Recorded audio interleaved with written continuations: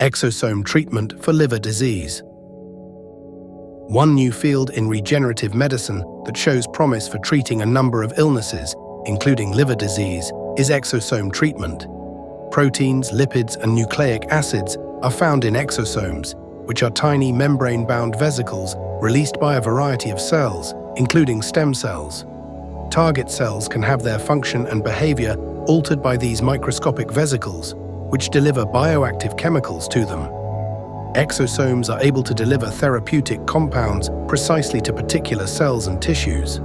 With less negative effects on other organs, this tailored delivery method may improve therapy efficacy. Exosomes, which are usually produced from mesenchymal stem cells, are isolated and used in exosome treatment for liver disease. Once in the patient, these exosomes can be injected directly into the liver or given systemically.